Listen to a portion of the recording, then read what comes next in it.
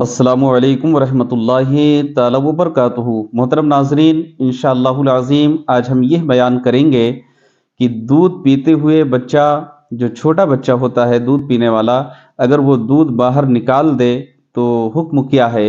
यानी कि जो बच्चा दूध पी रहा है, शीरख्वार बच्चा है, अगर वो दूध पीते हुए अपने दूध को बाहर निकाल दे मुंह के ज़रिए से, तो ऐसी सूरत में अगर वो दूध किसी कपड़े में या किसी के जिस्म में लग जाए तो उसके बारे में हुक्म शरअ क्या है, इंशाअल्लाहुल अज़ीम वो हम बयान करने की कोशिश करेंगे। तो देखिए, इसके मुतालिक हुक्म शरअ ये है कि शीर ख्वार बच्चा यानी कि दूध पीते हुए या दूध पीने के बाद उल्टी यानी कि कै कर दे, अगर वो कै यानी वो उल्टी मुंह भर कर है, तो जाहिर से बात है वो निजासत गलीज़ा है और उस पर निजासत गलीज़ा का हुक्म लगेगा। और निजासत गलीज़ा का हुक्म यह है कि अगर कपड़े या बदन में 1 दिरहम से ज़्यादा लग जाए तो उसका पाक करना ये फ़र्ज़ है। अगर बगैर पाक किए हुए किसी शख्स ने नमाज पढ़ ली तो नमाज उसकी नहीं होगी। और अगर किसी ने कसदन ऐसा किया यानी जानबूझकर किया तो वो गुनाहगार भी होगा। और अगर 1 दिरहम के बराबर है तो उसका पाक करना ये वाजिब है।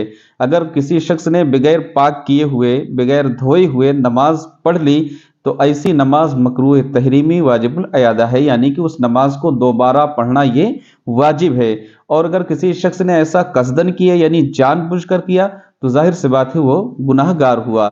और अगर 1 दिरहम से कम है निजासत तो उसका पाक करना ये सुन्नत है। बगैर पाक किए हुए किसी शख्स ने उस पर नमाज अदा कर ली तो ये खिलाफ सुन्नत नमाज हुई और उसका दोबारा लौटाना ये बेहतर है। इसी तरह उल्टी यानी कि कै अगर मुंह भर के ना हो तो चाहे बालिग की हो या नाबालिग की हो, वो नापाक नहीं है। और अगर बच्चा दूध पीने के दौरान या हलक से नीचे दूध उतारे बगैर मुंह से ही दोबारा बाहर निकाल दे या सीना से वापस उगल दे तो वो उल्टी के हुक्म में नहीं है। बाद बच्चे ऐसे होते हैं जो दूध पीते हुए मुंह से उसको निकालते भी रहते हैं और पीते भी रहते हैं। कुछ बच्चे ऐसे होते हैं जो दूध पीने से फारिग हो जाते हैं और मुंह में दूध भरे हुए होते हैं, बाद में उसको उगल देते हैं यानी कै कर देते हैं। तो ऐसी कै को या ऐसे दूध निकलने को जो हुक्म है वो निजासत गलीज़ा के हुक्म में नहीं है, वो नापाक नहीं है, वो पाक है। तो मालूम ये हुआ कि अगर कोई शीर ख्वार बच्चा यानी दूध पीने वाला बच्चा मुंह भर के कै कर दे तो जाहिर सी बात है निजासत गलीज़ा है।